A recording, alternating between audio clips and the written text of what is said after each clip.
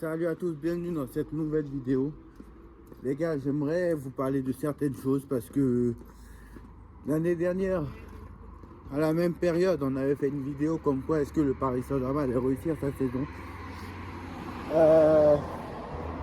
Il y a 2 ans aussi, on avait fait pareil, un peu plus tôt. Je pense qu'à cette période-là, on l'avait fait 2 semaines avant, je pense.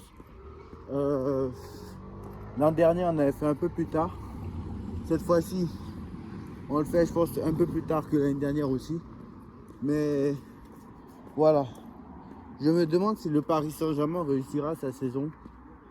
Voilà, je me demande. Parce que, voilà, le Paris Saint-Germain, on le rappelle, hein, champion de France, trophée des champions, Ligue 1, Coupe de France, donc pour ça, et Ligue des champions. Trophée tant attendu par le Paris Saint-Germain et par l'état-major parisien.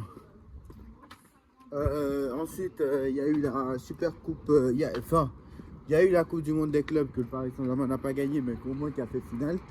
Mais bon, vu comment les joueurs étaient cramés, etc., et que tu as un effectif de 14 joueurs, pas de 25, 14 joueurs, quand je dis 14 joueurs potentiellement titulaires, hein, et pas de 20 ou 20, 25 joueurs comme les autres équipes.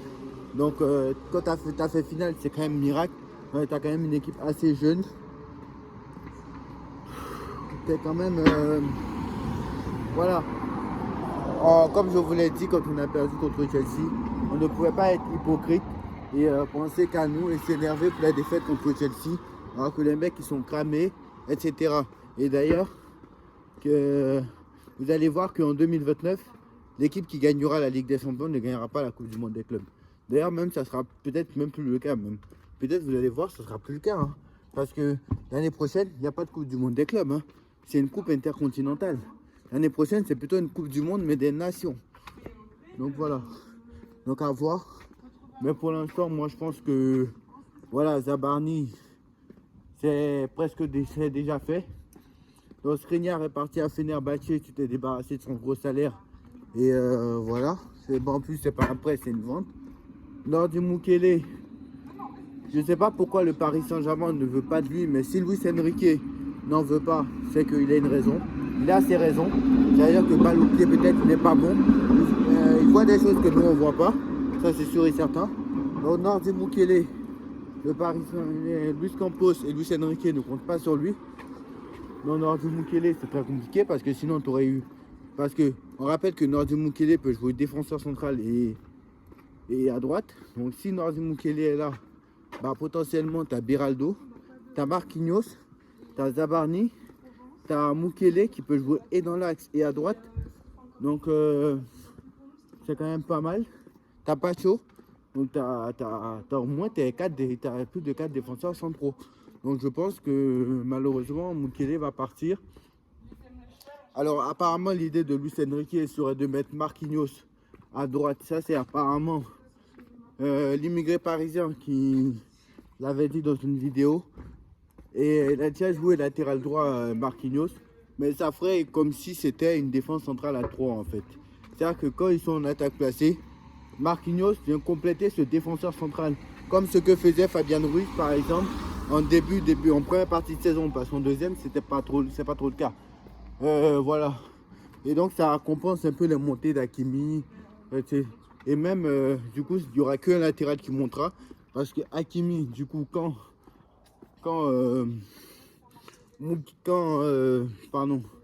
Marquinhos jouera ce rôle de latéral droit, entre guillemets, hein, parce que c'est pas un rôle de latéral droit, c'est plus un rôle de défenseur central. Mais quand il jouera ce rôle, très souvent Hakimi sera sur le banc. Ne croyez pas qu'Enrique va jouer un 3-5-2 ou un 3-4-3. Pas du tout. Il va rester sur son schéma de jeu habituel. Je pense qu'il a dit qu'il va être... Est-ce qu'il va changer? Je pense pas. Alors normalement, pas plus de 3 recrues sont attendues cet été. Donc je pense que Zabarni c'est fait. Tu as recruté... tu vas recruter Chevalier. Donc je pense que tu as déjà 2 gardiens. Enfin, tu as déjà 2 recrues. Je pense qu'ils vont vouloir faire un milieu de terrain. Un milieu de terrain peut-être. Et je pense qu'ils seront bons, hein, parce qu'offensivement, tu as Kvaratskhelia, tu as Désiré Doué, tu as... Alors Kanguindi, normalement, s'il est là, il est en même temps milieu et attaquant, donc ça fait l'affaire. Alors moi, c'est surtout la gestion, parce que moi, je fais confiance à la gestion d'effectifs de Luis Enrique. Parce que depuis que Luis Enrique est arrivé, même en saison 2023-2024, la première saison, il n'y a pas eu beaucoup de blessés. Donc voilà, je pense que quand Luis Enrique, et ça c'est le travail à l'entraînement, ça. Parce que quand les autres clubs, les autres sont arrivés, c'est bizarre, hein, parce que moi j'ai toujours dit, hein, les blessures c'est pas de la malchance, hein, c'est du travail à l'entraînement. Pourquoi avant que Luis Enrique n'arrive, toujours au mois de janvier-février, il y a tout le temps des blessures au Paris Saint-Germain, quand il y a les huitièmes de finale, il y a toujours des blessures au Paris Saint-Germain, sous Galtier, sous Pochettino, surtout sous Tourelle. Et quand on arrive au mois de février, c'est une cascade de blessés. Et pourquoi?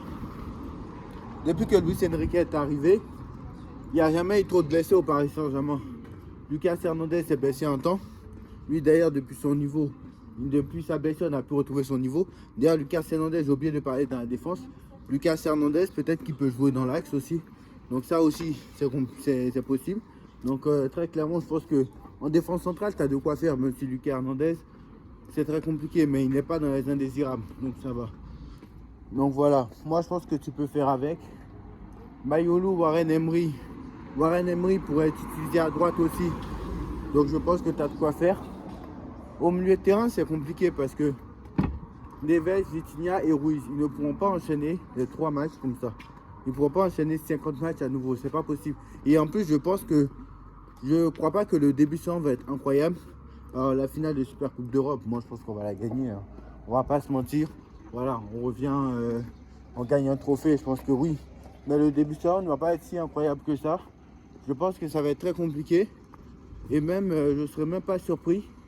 Alors, Enrique a perdu que 2 fois en Ligue 1 l'année dernière. La saison d'avant aussi, c'était aussi le cas. Il a perdu que 2 fois. Donc, Enrique est l'entraîneur qui perd le moins en Ligue 1, hein, je pense. Alors, Laurent Blanc avait fait 2 défaites aussi à un moment. Donc, dans la saison 2015-2016. Donc, à voir, hein, si il fera mieux que ces gens-là.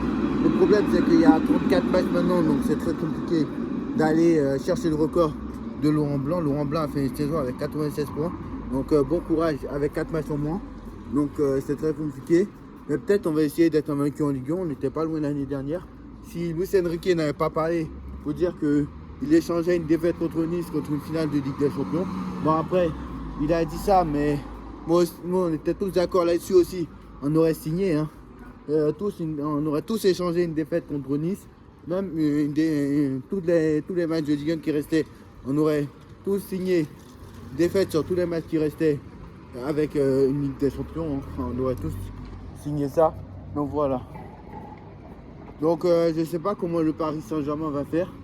Mais pour l'instant, moi, je suis pas inquiet pour cette saison. Mais je me demande quelles sont vos attentes pour cette saison. Alors, moi personnellement, pour les attentes de la saison, j'attends pas que le Paris Saint-Germain gagne la Ligue 1 parce que c'est pas attendre en fait, c'est normal de gagner la Ligue 1. Malheureusement, c'est normal. On va banaliser parce que c'est pas banaliser ce que fait le Paris Saint-Germain, mais ce que je veux dire c'est que quand c'est fait avec la manière, parce que l'année dernière c'était fait avec la manière et on a été champion le 29 mars, je crois si je ne me trompe pas, ou début avril, on l'a fait avec la manière, tu vois, vous voyez. Mais quand on était champion avec les Pochettino et les Galtier, ça n'a presque aucune saveur parce que c'est parce que les autres sont faits derrière. Sinon, normalement, tu es censé ne pas être champion en fait. Vous voyez ce que je veux dire? Voilà. Donc, c'est ça le problème. Donc voilà, c'est que ce soit fait avec la manière.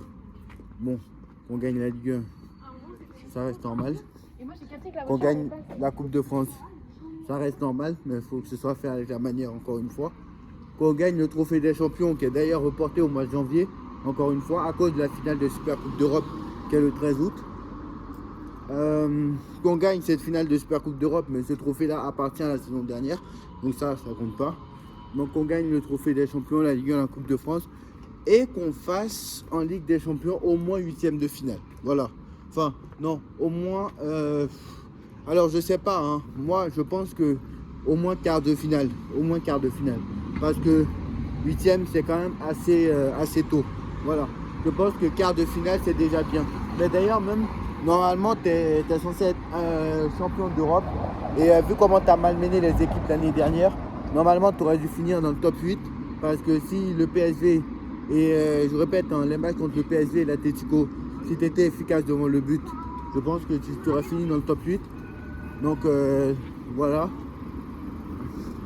Donc cette année, je pense que si tu es efficace et tu fais la même deuxième partie de saison que depuis le match contre Liverpool, je pense que tu peux finir dans le top 8. À l'heure où on parle beaucoup en recruter, mais ça ne veut pas dire que toi aussi tu dois recruter. Toi tu es champion d'Europe, donc tu dois garder ton équipe. Ton équipe a progressé toute la deuxième partie de saison. Donc je pense que tu peux finir dans le top 8. Et on verra parce que là maintenant ça a changé. Pour rappel, le tirage au sort est le 28 août. Donc si c'est le 28 août. Donc on verra. Hein. Si celui qui finit premier, deuxième jouera les matchs retour. Bon, je vous l'ai dit hein, déjà en vidéo. Mais celui qui finit premier, deuxième, il joue le match retour en 8e, quart, demi-finale. Celui qui finit troisième, quatrième, il joue le match retour en 8e, quart et demi. Non, pardon. Qu'est-ce que je raconte? Celui qui finit premier, deuxième a l'avantage de recevoir au retour en 8e, quart et demi. Celui qui finit 3e, 4e, il aura l'avantage de recevoir en 8e et quart. Et celui qui finit 4e et 5e, 6e, pardon, c'est 8e quart. Voilà. Voilà. Donc, c'est 8e, pardon. Qu'est-ce que je raconte? Donc voilà. Donc, je ne sais même plus ce que je raconte. Bref. En tout cas, vous avez compris. Bref, voilà. En tout cas, vous avez compris. Donc, voilà, c'est au mérite tout simplement et je pense que c'est logique. Voilà, c'est au mérite. Donc voilà, je pense que Paris peut finir dans le top 8. Il n'y a pas de raison maintenant que Paris ne finisse pas dans le top 8. Donc on verra bien. Moi, je suis assez confiant pour cette saison. Et je vous ai dit mes attentes. Donc voilà, dites-moi en commentaire ce que vous en pensez. On like, on partage, on commente, on s'abonne. Et on se retrouve très vite pour une prochaine vidéo. On fera une vidéo mercato. Donc pour l'instant, ça va s'accélérer dans les prochains jours. Donc voilà. Et dans 8 jours maintenant, il y a la finale de la Super Coupe d'Europe. Et on espère une victoire du Paris Saint-Germain. Tchuss.